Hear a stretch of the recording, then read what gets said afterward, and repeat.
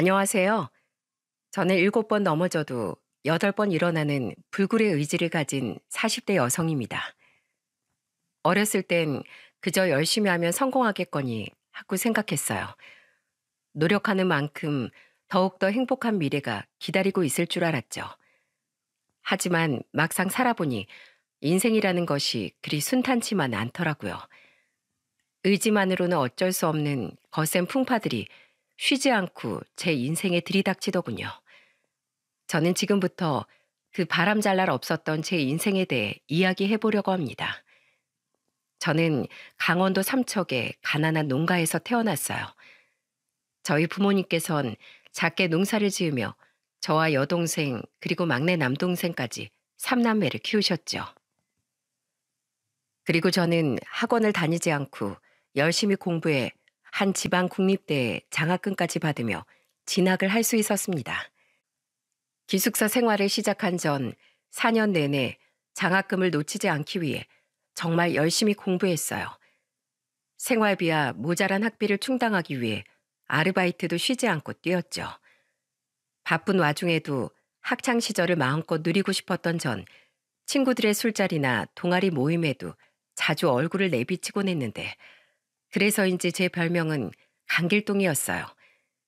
쉬지 않고 동해 번쩍 서해 번쩍 한다면서 친구들은 제 성인 강을 따서 그런 별명을 지어주더라고요. 야, 강길동, 너 이번 동아리 모임엔 꼭 나오는 거지? 김성현이라는 동갑내기 남자애는 제가 곁다리를 걸치고 있던 사진 동아리에서 만난 친구였습니다. 그 친구와는 둘이 따로 만날 정도로 친하진 않았지만 친한 무리에 함께 속해 있어 대학 시절에 많이 어울려 놀곤 했었죠. 그 친구는 술자리에서 제게 종종 자기 형의 이야기를 하곤 했어요. 길동아, 난 진짜 너 볼 때마다 우리 형 생각나. 우리 형이 나랑 6살 차인데 형은 내가 본 사람 중에 제일 착하고 성실한 사람이거든. 근데 길동이 넌 내가 본 사람 중에 두 번째로 착하고 부지런한 사람이야. 딱 우리 형 같아. 성현이는 자기는 세상에서 형이 제일 좋다면서 배시시 웃더군요. 나중엔 지갑에서 가족 사진을 꺼내 제게 형의 얼굴을 보여주기도 했는데 듣던 대로 인상이 참 선해 보이더라고요.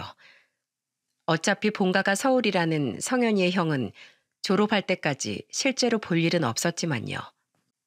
저는 졸업 후 취직을 위해 서울로 상경했습니다. 솔직히 저 정도면 대기업은 못 돼도 중견기업 중 한 군데엔 취직을 할 수 있을 줄 알았는데 생각보다 학벌에 대한 허들이 더 높더라고요. 그래서 전 눈을 낮춰 중소기업에도 이력서를 넣었고 합격한 회사 중 복지가 그나마 제일 나았던 곳에 몸을 담게 되었죠.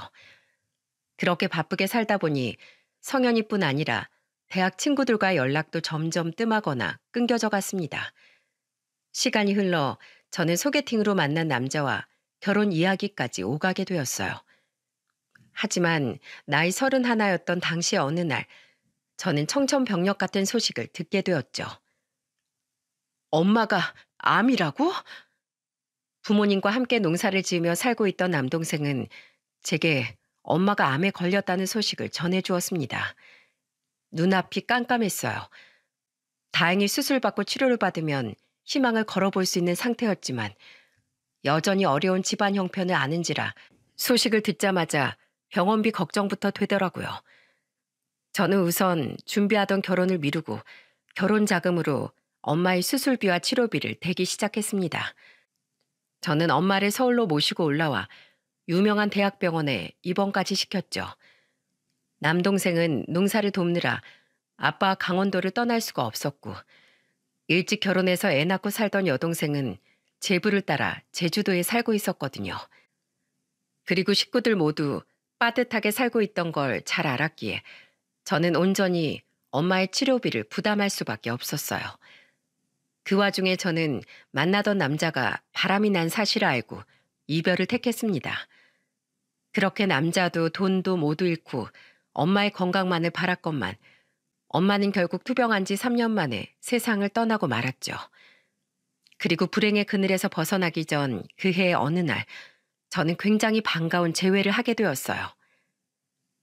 야, 강길동, 진짜 오랜만이다. 그 사람은 바로 대학 시절 사진 동아리 친구였던 성현이었습니다. 우린 대학 친구의 결혼식장에서 다시 만났어요. 그날 저는 오랜만에 만난 대학 친구들과 술자리를 가졌고 오랜만에 만난 성현이는 여전히 밝고 유쾌하더군요. 사진 스튜디오를 운영하고 있다던 성현이는 제게 명함을 건네주며 근황을 묻더라고요. 잘 지냈어? 결혼은 했고? 아니, 작년에 결혼할 뻔한 남자가 있긴 했는데 바람나서 헤어졌어. 그래? 에이, 뭐 요새 결혼이 필수인가? 나도 여자친구는 있는데 아직 결혼 안 했어. 인사치레처럼 제게 결혼 여부를 물은 성현이는 어느 정도 취기가 오르자 제게 익숙한 이야기를 꺼내더군요. 길동아, 아니 인영아, 너 혹시 우리 형 기억해? 내가 옛날에 너한테 우리 형 얘기 진짜 많이 했었는데. 그럼 그걸 어떻게 잊니? 형은 잘 살고 계셔? 그럼 우리 형 회사 다니다가 돈 모아서 자기 가게 차렸어. 어엿한 요식업장을 가진 사장님이라고. 우리 형 멋지지? 근데 우리 형도 3년 전에 여자가 바람 피워서 파혼한 뒤론 여태 장가를 안 갔어. 어쩜 너랑 상황도 이렇게 비슷하냐? 그치? 그래서 말인데 인영이 너 우리 형 한번 안 만나볼래? 우리 형이 나이가 좀 있어서 그렇지 진짜 사람 하나 성실하고 착하거든. 뭐? 야 됐어. 넌 10년이 지났는데도 여전히 나한테 형 타령이니? 저는 성현이의 제안을 웃어 넘겼습니다. 친구의 가족을 소개받기가 부담스러웠거든요. 그런데 그날 저는 성현이의 형 이야기를 들은 지 10여 년 만에 처음으로 성현이의 형을 실제로 만나게 되었죠. 형, 여기야. 인영아, 인사해. 우리 형. 아, 안녕하세요. 강인영입니다. 오랜만에 대학 친구들과 가진 술자리가 즐거웠는지 그날 성현이는 많이 취했더군요. 비틀거리며 밖에 나갔다 온 성현이가 뭘 하고 왔나 했는데 성현이는 자기 형에게 자신을 데리러 와달라고 부탁을 했더라고요. 정말로 혼자 집에 못 갈 것 같아서가 아니라 아마 제게 자신의 형을 꼭 보여주고 싶어서였던 것 같았죠. 그런데 제 이름을 들은 성현이의 형은 아주 반가운 표정을 지으며 제게 악수를 청했습니다. 아, 그쪽이 인영 씨였군요. 반갑습니다. 성현이 얘가 대학 다닐 때 인영 씨 이야기를 무지 많이 했었어요. 그때부터 어떤 분인지 한번 만나 뵙고 싶었는데 이렇게 뵙게 되네요. 사진에서 봤던 것보다 성현이의 형은 인상이 훨씬 좋더군요. 성현이가 취해서 엎어져 있던 사이 저는 그분과 잠시 대화를 나누게 되었는데 대화를 나눌수록 그분의 선한 인성이 느껴지더라고요. 게다가 알고 보니 그분의 식당이 저희 집에서 멀지 않은 곳에 있다기에 저는 다음에 한번 식당에 놀러 가겠다고 약속까지 하게 되었죠. 며칠 뒤 그분의 식당에 놀러 갔던 일을 시작으로 우리는 빠르게 가까워졌습니다. 우리는 한 달 뒤 연인이 되었고 늦은 나이를 고려해 짧은 연애 후 웨딩 마치까지 올리게 되었어요. 모아둔 돈이 별로 없었던 제 사정을 들은 남편은 있는 사람이 더 부담하면 된다며 전셋집과 혼수 그리고 결혼식 비용까지 일체 부담하더군요. 미안해하던 제게 남편은 앞으로 우리 둘이 잘 살기만 하면 되는 거라며 도리어 저를 다독여 주었어요. 그렇게 저는 우연히 다시 만난 성현이 덕분에 나이 35에 가정을 이루게 되었죠. 저희 친정 식구들은 물론이거니와 시부모님 또한 우리의 결혼을 굉장히 반기셨습니다. 난 우리 동훈이가 평생 장가를 못 갈 줄 알았다. 그런데 이제 보니 인영이 너처럼 착한 애를 만나려고 여태 얘가 장가를 안 갔던 거였어. 역시 사람 인연은 다 때가 있는 법이구나. 시부모님은 늦은 나이에 처음 생긴 며느리인절 무척이나 아껴주셨어요. 게다가 이젠 제 시동생이 된 성현이 또한 제가 가족이 된 일을 굉장히 기뻐했죠. 길동아, 아니 형수님. 이거 참 형수님이란 말이 입에 착착 안 붙네. 아무튼 형수, 난 20살 때 형수를 보자마자 한눈에 알았다니까요. 저 사람은 분명 우리 형 짝이 될 사람이다 하고 말이에요. 갑자기 쓰게 된 존댓말이 좀 어색했지만 저와 시동생은 바뀐 호칭과 말투에 차츰 적응해 나가기 시작했습니다. 가끔씩 둘이 있을 땐 서로 반말을 쓰기도 했는데 어른들이 계시다 보니 아무래도 예의를 지켜야 할 것 같아서 말이죠. 우린 시댁에서 걸어서 10분 정도 떨어진 곳에 신혼집을 얻었고 시댁과 자주 왕래하며 행복한 결혼 생활을 이어갔어요. 시부모님이 제게 잘해주신 만큼 저도 두 분께 굉장히 잘해드리고 싶었거든요. 그런 제 결혼 생활에 잡음이 생기기 시작한 건 제가 결혼한 지 1년 뒤 시동생이 결혼을 하면서부터였죠. 동서는 저와 달리 집도 잘 살고 돈도 잘 버는 사람이었습니다. 친정의 지원을 받아 옷을 파는 온라인 쇼핑몰을 운영하고 있었거든요. 부잣집 딸의 회사 대표라니 저와는 정반대인 사람인 것 같은 동서가 저는 무척 멋있다고 생각했죠. 동서 같은 멋진 손아래 동서가 생겨서 나 너무 기뻐. 우리 잘 지내보자. 뭘 또 잘 지낼 것까지야. 아무튼 제가 형님이라고 불러드리긴 할 건데 윗사람이랍시고 저한테 이래라 저래라 하지 말아주세요. 남편들이 형 동생인 거지 우린 똑같은 며느리잖아요. 그런데 동서와 친해지고 싶던 저와 달리 동서는 처음부터 저를 탐탁지 않게 여기는 것 같더군요. 처음엔 당황해서 동서의 말에 어버버하고 말았는데 몇 번 동서를 겪어보니 그런 제 생각에 확신이 서더라고요. 동서는 다른 식구들 앞에선 저를 아무렇지도 않게 대하면서 저와 둘이 있을 때면 제 말에 잘 대답도 않고 깔보듯 말하며 저를 무시했습니다. 화가 나고 답답했어요. 그래서 저는 동서와 거실에 둘이 남게 된 어느 날 동서에게 대놓고 물었죠. 동서, 진짜 나한테 왜 이러는 거야? 왜 이렇게 날 싫어해? 눈치는 있네. 맞아요. 저 형님 싫어요. 연애 시절 때부터 우리 남편이 형님 얘기를 어찌나 하던지 얼마나 대단한 사람인지 궁금하더라니까요. 그런데 막상 결혼하고 와서 보니 집안도 직업도 별 볼 일 없던데 남편도 시부모님도 왜 그렇게 형님을 좋아하나 싶었어요. 그런데 좀 지켜보니까 형님이 시댁 식구들한테 그렇게 아양을 잘 떨어대더라고요. 저는 가진 건 쥐뿔도 없으면서 처세술 하나로 살아남는 지새끼 같은 직원들을 제일 싫어하는데 형님이 딱 그 짝이지 뭐예요? 형님, 저보다 나은 거 하나 없는 형님을 그나마 형님이라고 불러줄 때 그때 알아서 처신하세요. 제 남편이랑도 그만 시시덕대고 시부모님한테도 아부도 그만하시고요. 아주버님이 돈 좀 잘 번다고 그 옆에 빈대 붙은 자기도 뭐라도 되는 줄 아나 봐. 동서는 생각보다 더 저를 싫어하고 있더라고요. 그것도 어이없는 이유로 말이죠. 도가 지나친 발언에 화가 난 저는 그만 언성을 높이고 말았습니다. 뭐? 빈대? 그리고 내가 언제 서방님이랑 그렇게 시시덕댔다고 그래? 내가 서방님이랑 개인적으로 연락을 해, 만나기를 해. 그냥 생일 때 축하 문자 주고받고 시댁에서 만날 때 가족이니까 친하게 지내는 게 단데. 동서, 너무 피해의식 있는 거 아니야? 그러니까 친하게 지내지 마시라고요. 형님 같은 여자가 제 남편이랑 친하게 지내는 것 자체가 제 입장에선 엄청 급 떨어지는 일이거든요. 피해의식은 무슨, 그것도 급이 맞는 사람들끼리나 하는 거죠. 그날 저와 동서는 끝나지 않는 언쟁을 한참이나 계속했습니다. 마트에 갔던 식구들이 돌아올 때까지 말입니다. 이후 우리는 굉장히 대면대면한 사이가 되었어요. 대충 제게 전말을 들은 남편 또한 동서를 탐탁지 않게 여겼지만 굳이 시부모님에게까지 이 이야기를 전달하진 않았습니다. 남편은 시동생에게 저와 동서의 이야기를 전하며 더 이상 동서가 제게 함부로 굴지 못하게 하라며 주의를 주더라고요.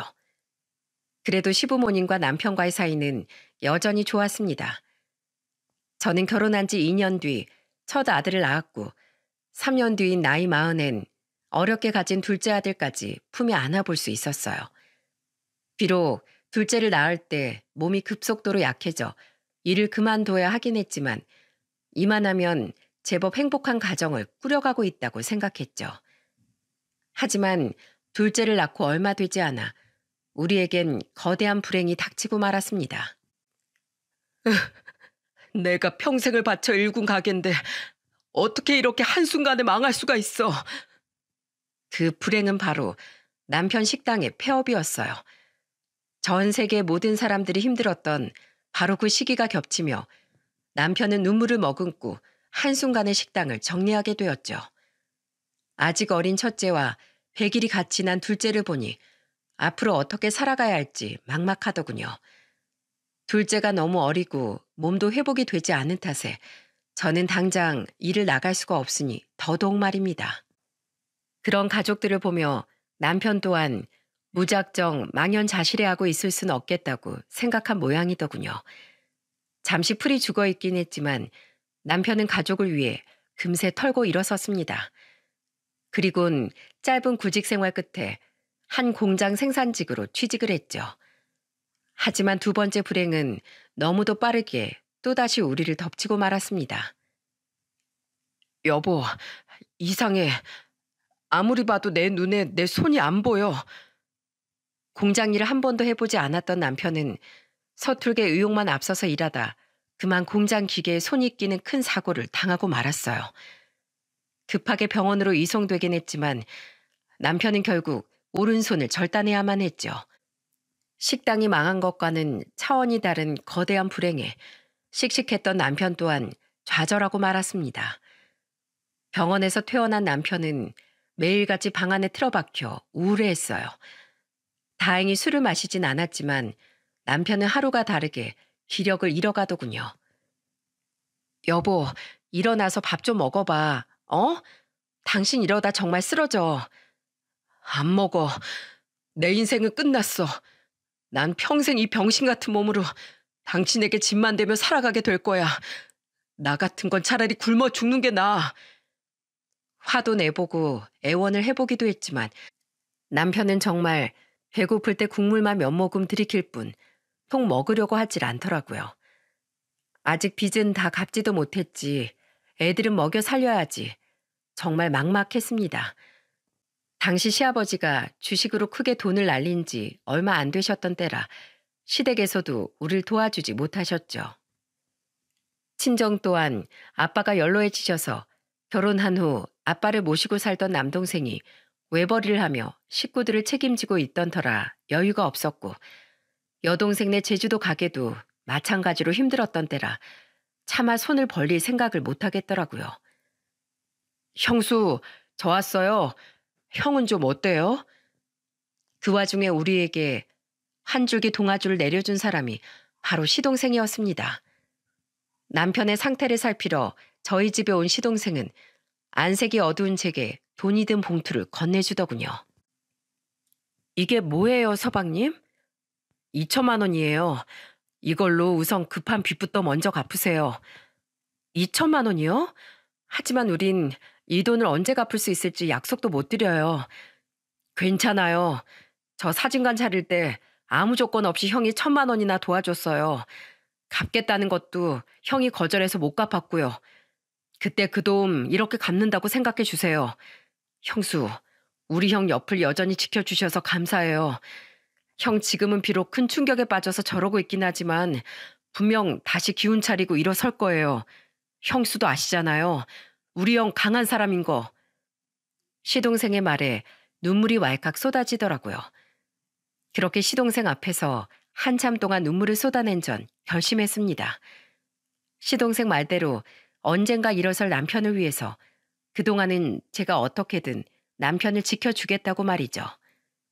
다음 날 전 고민 끝에 시댁에 찾아가 무릎 꿇고 시부모님께 부탁을 드렸습니다. 어머님, 아버님, 저 돈을 벌러 나가야 할 것 같아요. 완전하게는 아니어도 몸이 어느 정도 회복이 됐거든요. 그런데 저희 집 사정이 이래서 애들을 어린이집에 맡기자니 그 돈마저 부족해요.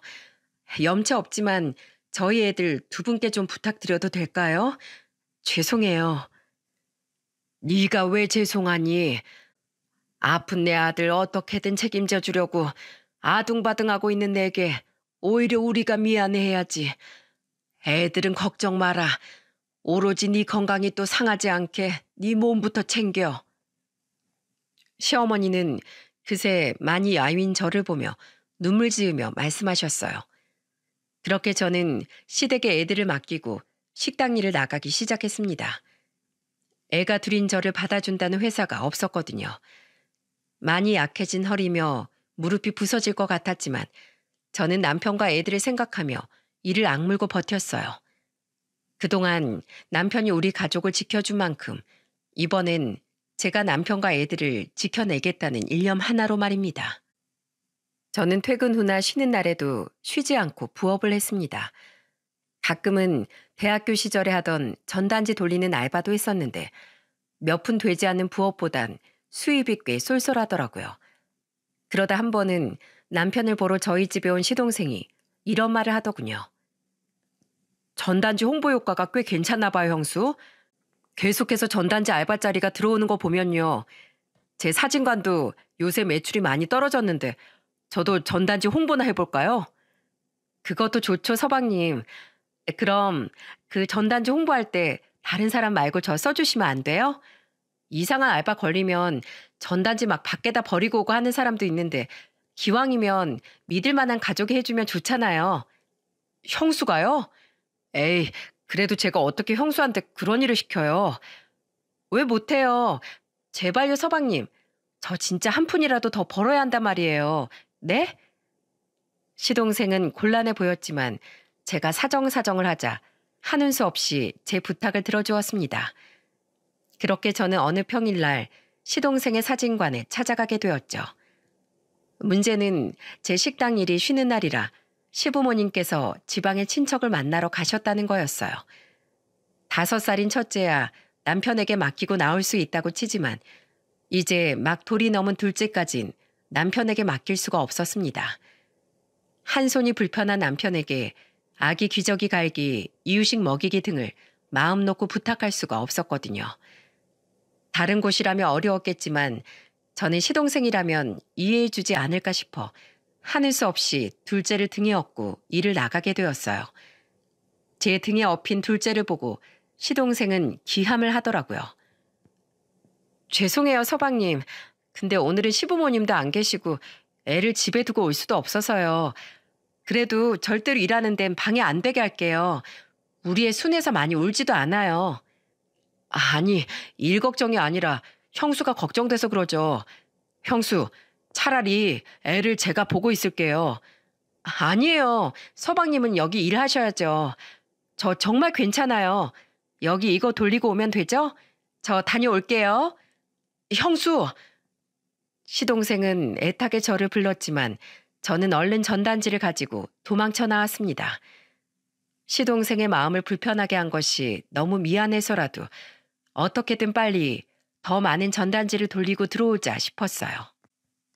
길거리엔 평일임에도 불구하고 사람들이 한가득이었습니다. 사람들의 밝은 얼굴을 보니 부러움이 슬쩍 고개를 들더라고요. 하지만 저는 이내 고개를 세차게 흔들었죠. 왜 남들을 부러워해? 내 행복의 결실은 내 등에, 그리고 집에서 날 기다리고 있는데 힘내자 강인영. 저는 스스로를 다독이며 열심히 전단지를 나누어 주었습니다. 그리고 부디 이 전단지를 받고 더 많은 사람들이 시동생의 사진관에 방문하길 바랐죠. 그런데 일을 하던 와중 조금 떨어진 곳에서 낯이 익은 사람이 제 쪽으로 걸어오고 있더군요. 누군가 싶어서 유심히 지켜보는데 그 사람은 바로 동서가 아니겠어요? 저는 그제야 시동생의 사진관 근처에 동서의 회사도 있다는 이야기를 떠올렸습니다. 동서가 창업 초기에 피팅 모델 사진을 찍으러 시동생의 사진관을 오가다 두 사람이 인연을 맺었다는 시동생의 말을요. 아는 척하지 말까 싶다가도 평생 안 볼 사이도 아닌데 그렇게까지 해야 할까 싶더라고요. 게다가 동서의 주위엔 같은 회사 직원들로 보이는 사람들도 함께였기에 저는 일부러 더 반갑게 목소리를 높여 동서를 불렀습니다. 괜히 사이가 안 좋아 보였다가 동서가 회사 직원들의 입에 오르내리게 만들고 싶지 않았거든요. 동서, 여기서 다 만나네? 그런데 제가 크게 손까지 흔들었음에도 불구하고 동서는 저를 아예 쳐다도 보지 않더군요. 저는 동서가 제 말을 못 들었나 싶어 일부러 동서 앞까지 다가가 동서를 불렀죠. 동서, 멀어서 내 말이 잘 안 들렸나 봐. 여기서 만나니까 너무 반갑다. 저는 환하게 웃으며 동서에게 인사를 건넸습니다. 주위 직원들은 동서를 쳐다봤는데 왜인지 동서는 아무 말도 않고 가만히 서서 저를 위아래로 훑어보더라고요. 그러더니 이내 동서는 마치 저를 이상한 사람 보듯 바라보며 충격적인 이야기를 하더군요. 누구세요? 저 아세요? 어? 그게 무슨 소리야, 동서? 누구신데 절 동서라고 부르시냐고요? 전 그쪽 전혀 모르는데 왜 자꾸 아는 체를 하세요? 대표님 모르는 분이에요? 나 전혀 모르는 사람이야. 좀 미친 사람 같은데? 저기요, 저 그쪽 모르니까 괜히 아는 체 하지 마세요. 이상한 사람이야, 진짜. 다들 가죠. 황당했습니다. 앞에서 보나 옆으로 보나 분명 동서가 맞는데 동서는 저를 무시하다 못해 아예 모른 척을 하더라고요. 졸지에 이상하고 미친 사람이 된 저는 어이가 없어서 벙찐 채로 그 자리에 잠시 굳어버렸죠. 아, 진짜. 왜 사람 앞을 막고 서 있어요? 비켜요. 동서는 그런 저를 옆으로 팍 밀치더군요. 저는 순간 둘째가 다칠까봐 등에 업힌 둘째를 붙잡았고 다행히 둘째는 무사했지만 잠에서 깨어 울음을 터뜨리고 말았어요. 저는 화가 나서 동서에게 소리쳤습니다. 아는 척하기 싫으면 말면 되지. 왜 사람을 밀쳐? 등에 애 업고 있는 거 뻔히 봤으면서 애가 다쳤으면 어떻게 할 뻔했냐고. 어쩜 사람이 그렇게 여전히 못됐어? 못돼? 저기요. 아까부터 말하지만 전 당신 모른다니까요? 전단지 돌리러 왔으면 얌전히 전단지나 돌리고 갈 것이지. 왜 엄한 사람을 계속 붙잡아요? 하긴 머리가 제대로 달린 사람이면 저 나이에 애까지 없고 저런 일이나 하고 있지도 않겠지. 진짜 한심하다 한심해. 뭐? 한심? 너 지금 말 다 했어? 당신 지금 형수한테 뭐 하는 짓이야? 그때였습니다. 뒤에서 들려오는 목소리에 저와 동서는 동시에 제 등 뒤를 쳐다봤어요. 그리고 제 뒤에선 분노로 얼굴이 일그러진 시동생이 동서를 노려보고 서 있더군요. 여보? 당신이 어떻게 여길? 형수가 들고 있는 전단지 안 보여? 내 스튜디오 전단지잖아. 동서는 제 손에 들린 전단지를 자세히 들여다보더라고요. 계속 저를 모른 척하느라 바빴으니 미처 전단지의 내용까진 보지 못한 모양이었죠. 그제야 상황 파악이 됐는지 동서는 당황하기 시작했습니다. 그리고 동서 주위에 있던 직원들은 곤란한 표정으로 동서와 우리를 번갈아 보다 이렇게 말했죠. 대표님 남편분이세요? 아까 저 여자는 모르는 분이라고 하셨잖아요. 김대리, 모른 척하고 그냥 들어가자. 대표님, 저희 먼저 들어가 볼게요. 직원들은 복잡한 가정사에 끼기 싫었는지 빠르게 그곳을 벗어나더군요. 저는 우는 아이를 앞으로 안고 달랬고 직원들이 다 사라지자 시동생은 동서를 향해 소리쳤어요. 애까지 데리고 일하러 나온 형수가 걱정돼서 직원한테 스튜디오 맡기고 나와봤더니 대체 이게 무슨 일이야?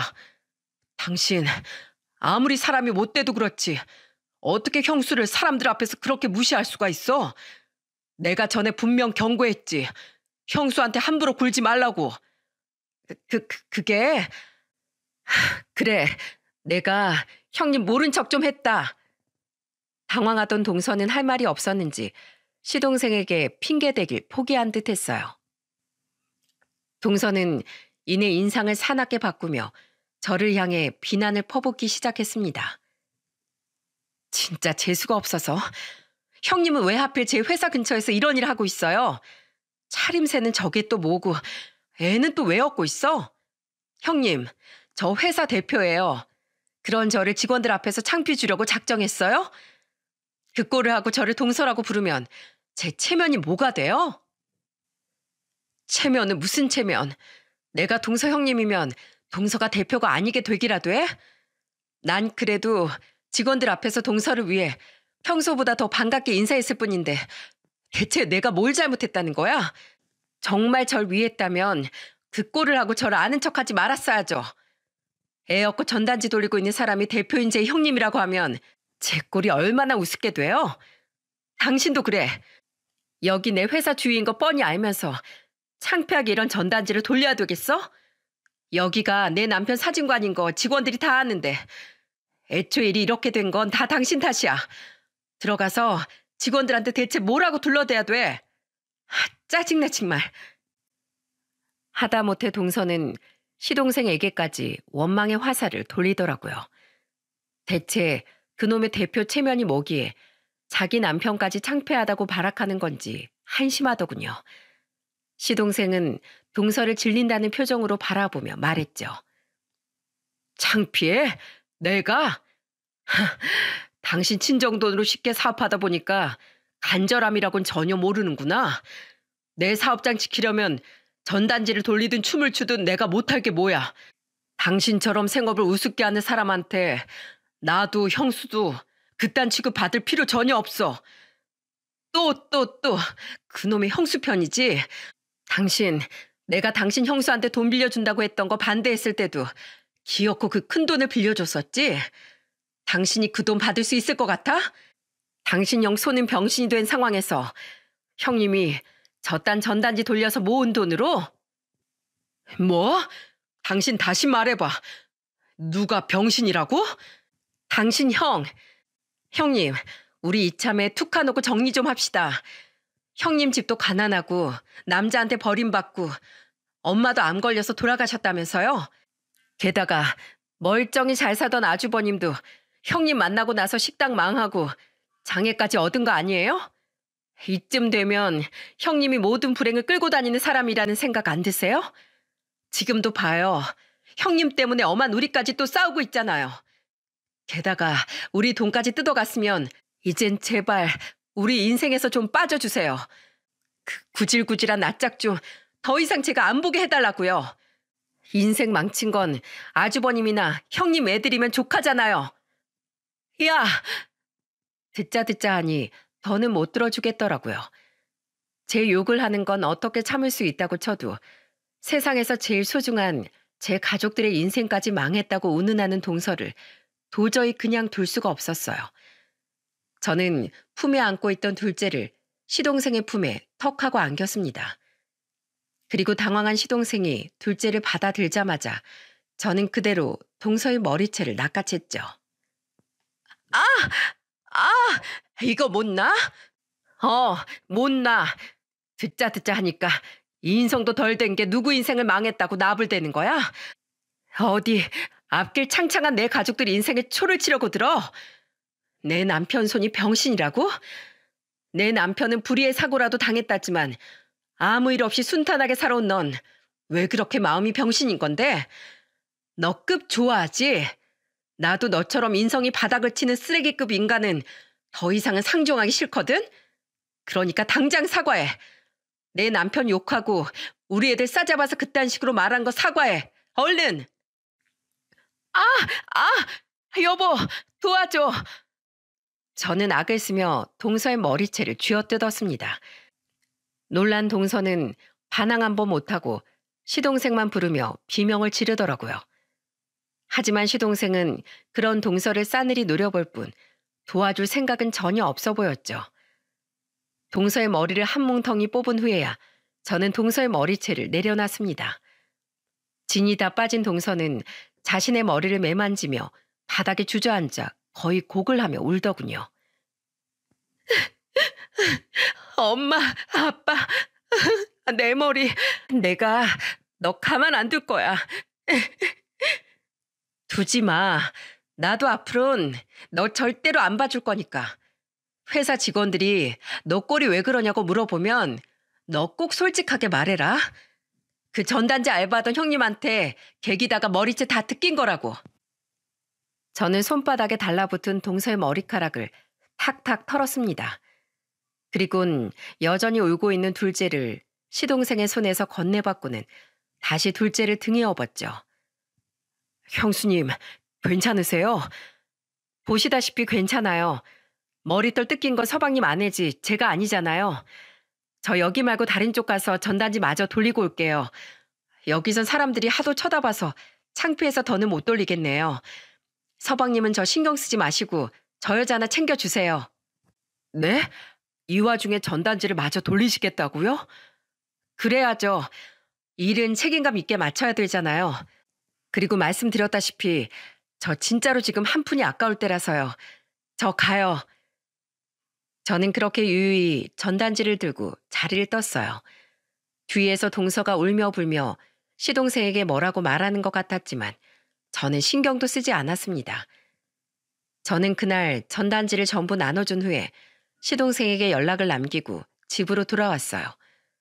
그날 저녁 시동생은 제게 미안했다며 임금에 5만 원을 더 얹어서 보내주더라고요. 그리고 시동생이 먼저 남편에게 전화를 했는지 남편은 저를 보자마자 눈물을 터뜨리더군요. 미안해 여보. 성현이한테 전화 받았어. 당신은 가족을 지키기 위해서 고군분투하고 있는데 정작 당신을 지켜야 할 난 내 슬픔에만 빠져서 이렇게 한심하게 굴어서 정말 미안해. 여보, 나 이제라도 정신 차릴게. 어떻게든 일자리도 알아보고 당신한테 다시 부끄럽지 않은 남편이 되도록 노력할게. 나 때문에 그 모진 일을 겪게 해서 정말로 미안해. 여보, 정말이야? 이제 정말로 밥도 잘 먹고 힘내줄 거야? 예전 당신으로 돌아올 거야?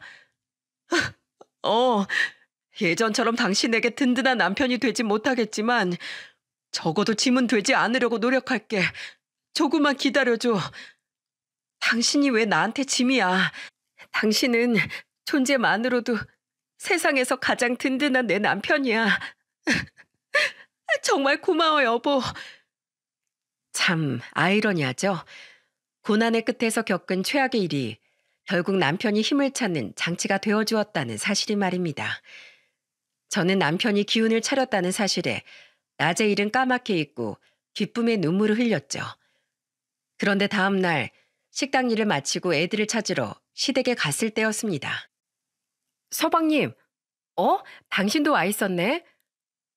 분명 제가 일을 나갈 때까진 아무 말이 없던 남편은 왜인지 시동생과 함께 시댁에 와 있더라고요. 제 물음에 대답을 한 사람은 다름 아닌 시동생이었습니다. 형수, 저 이혼할 거예요. 집사람한테 통보하고 나왔어요. 자초지종은 부모님께 이미 전부 말씀드렸고요. 네? 어제 일 하나로 이혼까지 하신다고요? 당황스러웠습니다. 물론 동서는 더 이상 상종 못할 사람이라고 생각했지만 제 일 때문에 잘 살던 시동생이 갑자기 이혼을 한다는 사실은 조금 부담스럽기도 했거든요. 그런데 잔뜩 화가 난 시아버지 입에서 나온 말은 그런 제 부담을 순식간에 없애주기에 충분했어요. 너 때문이 아니다. 물론 어멈 네 일이 마지막 불을 지핀 건 맞다만 오늘 성현이 말을 들어보니 아주 문제가 한두 개가 아니었더구나. 자기는 귀하게 자랐다고 집안일엔 손 하나 까딱 안 해서 성현이 애가 여태 집안일을 도맡아 했대. 그뿐이냐? 사업이 조금 어려워지면 친정에 돈 빌리고 친정에서 알아서 하라고 못 박으니까 성현이 벌이를 죄다 자기 사업에 가져다 썼다는구나. 그 지경이면 생활비라도 아껴 쓸 것이지. 사회적 체면을 지켜야 한다며 명품 옷을 그렇게 사댔다는 말을 듣고 내가 정말 뒤로 넘어가는 줄 알았다. 게다가 더 충격적인 건 여태 이놈들이 애가 안 생겼던 게 성현이 탓이 아니었다는 거야. 우린 성현이 애가 자기한테 문제가 있다기에 그런 줄로만 알았는데 성현이 이놈이 둘째 며느리를 감싸주려고 그런 거짓말을 했다더구나. 둘째 걔가 자기 몸 망가지는 거 싫다면서 임신하기 싫어했었대. 게다가 재작년엔 실수로 임신을 했었는데 성현이 몰래 지웠다가 약 처방전을 보고 성현이가 알아서 이혼을 한 해 만에 크게 싸웠더랜다. 임신하기 싫은 거 이해한다. 그래도 자기 서방한테 상의를 했어야 하는 거 아니냐? 내 키가 차서 원. 시동생은 면목이 없는지 고개만 푹 숙이고 있더라고요. 시어머니는 제게 다가와 저를 안아주며 물기 어린 목소리로 말씀하셨죠. 어머마, 둘째 그것이 어제 너한테 입에 담지 못할 심한 말을 했다며? 혹시 상처받진 않았니? 우린 너 때문에 동훈이가 불행해졌다는 생각 일절 않는다. 너처럼 귀한 복덩이가 또 어디 있다고 우리가 그런 생각을 하겠니? 그러니까 걔 말 절대 마음에 담아두지도 마. 알았지? 시어머니의 말에 저는 그만 울음을 터뜨리고 말았습니다. 남편에게도 차마 털어놓지 못했지만 저 사실 제가 불행을 몰고 다닌다는 동서의 말만큼은 도저히 떨쳐내질 못했었거든요. 동서의 말이 정말 사실이면 어쩌나 싶어서 말입니다. 그랬으니 제 마음을 꿰뚫고 있던 시어머니의 말씀에 눈물이 터져버릴 수밖에 없었던 겁니다. 어이가 없었던 시동생은 이혼 소송 끝에 손쉽게 이혼을 했습니다. 이후 시동생은 다시 시댁에 들어가 살게 되었죠. 이혼 과정에서 동서는 사람들 보기 창피하다며 끝까지 이혼을 거부했던 모양인데 시댁까지 찾아와 난동을 부리던 동서에게 시동생은 이렇게 말한 후 동서를 끌어냈던 모양이더라고요. 나도 당신이 내 아내라고 밖에서 말하기 더는 창피해서 당신이랑 못 살아. 내 사회적 체면 나도 당신 못지않게 중요해. 시동생의 이혼이 마무리되고 얼마 되지 않아 저는 동서에게서 전화를 한 통 받았습니다. 저는 동서에게 걸려오는 전화를 모두 무시했는데 그때 동서는 아예 모르는 번호로 제게 전화를 걸었더라고요. 누구세요? 누구긴 누구야. 네가 인생을 망쳐놓은 사람이지. 술에 취한 동서의 목소리를 듣고 처음엔 기함을 했습니다. 그래도 기왕 받은 거 뭐라고 하나 들어라도 보자 싶어 저는 전화를 끊진 않았죠. 하지만 역시는 역시였어요. 동서는 아직도 정신을 못 차리고 제게 저주를 퍼붓더라고요. 너처럼 하찮은 인간 때문에 내가 이혼을 당했다는 사실이 너무 창피해서 나 밖에서 왜 이혼했는지 말도 제대로 못해. 알아? 내 인생은 탄탄대로 그 자체였는데 너 때문에 내 인생에 이혼이란 흠이 생긴 거라고. 야, 난 처음부터 시댁에서 여왕벌처럼 구는 네가 정말 싫었어. 이제 내 남편도 네 편으로 만들어서 나 이혼시키니까 속이 시원하냐? 이 가증스러운 인간아. 나 때문에 이혼했다고? 얘 아직도 정신 못 차렸네. 고강희 씨, 당신 이혼당한 건 다 당신 행동에 따른 업보야. 자기 체면만 중요하고 정작 소중해야 할 남편을 함부로 대하고 남편과 신뢰를 저버린 당신 탓이라고. 그 와중에 당신이 내게 한 일을 보고 당신 남편은 당신 인성에 학을 뗐을 뿐이야. 고강희 씨, 억울해할 필요 없어. 원래 세상엔 내 마음대로 돌아가는 일이 하나도 없거든. 당신이 그동안 어리광 피고 편하게 살 수 있었던 건 다 운이 좋았을 뿐이야. 그러니 이제라도 세상이 만만하지 않은 걸 깨달았으면 정신 차리고 철 좀 들고 살아. 겉으로 보이는 체면이 아니라 내적으로도 좀 갈고 닦으라고. 대낮부터 술 처먹었으면 곱게 발 닦고 자라. 저는 그대로 전화를 뚝 끊고 그 번호마저 차단해버렸습니다. 이후 한동안 동서인 듯한 모르는 번호들로 계속해서 전화가 걸려오긴 했는데 저는 그 전화들을 일절 받지 않았어요.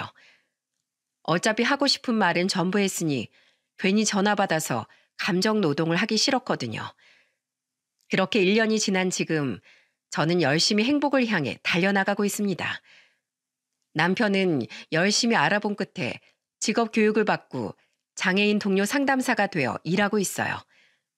같은 장애를 가진 사람으로서 다른 장애인의 고민을 들어주고 마음을 보듬어 줄 수 있는 직업이라며 남편은 꼭 그 일을 하고 싶어 했죠. 나도 깊은 절망에 빠진 적이 있었잖아. 당신 덕분에 빨리 절망에서 빠져나오긴 했지만 말이야. 그래서 나도 같은 처지 사람들에게 당신 같은 사람이 되어주고 싶었어. 참 선한 남편다운 말이죠. 그런 남편 덕에 최근엔 벌이가 많이 나아져 우린 빚도 많이 갚고 전보다 더 나은 생활을 하고 있답니다. 저는 남편의 벌이가 생기자 아이들을 어린이집에 보내려고 했는데 그때 시부모님께선 완강하게 반대를 하시더라고요. 늙음하게 생긴 손주 보는 즐거움을 자신들에게서 빼앗지 말라면서 말입니다. 물론 저희를 위해 하신 말씀이겠지만 그런 두 분 덕에 우린 조금 더 마음 편하게 밖에서 일을 하고 있습니다. 참으로 감사한 일이죠. 시동생은 오히려 결혼 생활을 할 때보다 얼굴이 더 밝아졌어요. 그동안은 느끼지 못했는데 동서와의 결혼 생활 동안 마음고생을 많이 했던 모양이더라고요. 그런 시동생이 최근 우리에게 아주 큰 선물을 준 적이 있어요. 형, 의수는 어때? 잘 맞아? 시동생은 부담스러워하는 남편을 끌고 가 끝내 의수를 맞춤 제작해줬습니다. 저조차도 가격이 부담스러워 선뜻 사주지 못했던 걸 선물해준 시동생에게 너무 고마워 저는 눈물까지 흘렸죠. 그리고 얼마 전 시동생은 가족들에게 동서의 근황을 이야기해주더군요. 몇 달 전에 강희한테 전화 왔었어. 돈 빌려달라고. 그래서 잘난 네 친정 부모님한테 부탁하랬더니 전 장인어른이 더 이상 걔 사업에 돈 빌려주는 건 깨진 독에 물 붓기라면서 더 이상의 지원은 없다고 못을 박았대. 난 어림도 없는 소리 하지 말라고 전화를 끊었는데 얼마 전에 보니까 그 쇼핑몰 사이트 폐쇄됐더라. 망한 거지 뭐. 그렇게 대표 거리더니 동서의 회사는 다른 사람의 도움 없이는 채 1년도 버티지 못할 부실 기업이었더라고요. 어차피 동서는 부모의 도움을 받아 잘 살아갈 테지만 이번 일을 계기로 제발 동서가 정신 차리고 똑바로 살아가기를 빌어주었죠. 그리고 이번 명절에 남편의 의수를 본 제 친정 식구들은 감탄을 하며 진심으로 축하해 주었습니다. 나이가 들어 마음이 많이 여려지신 아빠는 남편의 손을 볼 때마다 눈물을 짓곤 하세요. 하지만 마음이 많이 강해진 남편은 그런 저희 아빠의 손을 잡고 이렇게 말하더군요. 더는 속상해하지 마세요, 장인어른. 저는 비록 한 손이 없지만 인형이라는 더 큰 행운을 다른 손으로 꼭 쥐고 살고 있으니까 하나도 불행하지 않아요. 따님을 이렇게 훌륭하게 키워서 제게 보내주셔서 정말 감사드려요, 장인어른. 우리 남편 참 많이 달라졌죠? 아니, 달라졌다라기보단 드디어 굳건했던 자기 자신의 모습을 되찾은 거겠죠. 저는 조금 더 여유가 생기면 식당을 그만두고 요양보호사 자격증을 따보려고 합니다. 아무래도 자격증을 필요로 하는 직종이 버리는 더 수월하더라고요. 남편이 힘을 내준 만큼 저 또한 가족을 위해 더 나은 미래로 한 발씩 내디디며 살아가고 싶어요. 이렇듯 저는 수많은 불행을 딛고 열심히 살아가고 있습니다. 저는 제 사연을 이야기하며 많은 분들께 힘을 드리고 싶어서 이렇게 사연 신청을 하게 되었어요. 제 남은 인생에 얼마나 더 많은 불행이 기다리고 있을진 알 수 없지만 저는 지금처럼 그 어떤 고난에도 굴하지 않고 씩씩하게 살아갈 거예요. 그러니 제 사연을 들으신 여러분께서도 저처럼 행복에 대한 희망을 놓지 말고 불행을 이겨내셨으면 좋겠습니다. 넘어지면 잘 일어나면 그뿐이니까요. 그렇죠? 그럼 모든 분들에게 밝고 희망찬 내일이 기다리고 있길 바라며 이만 사연을 마치겠습니다. 감사합니다.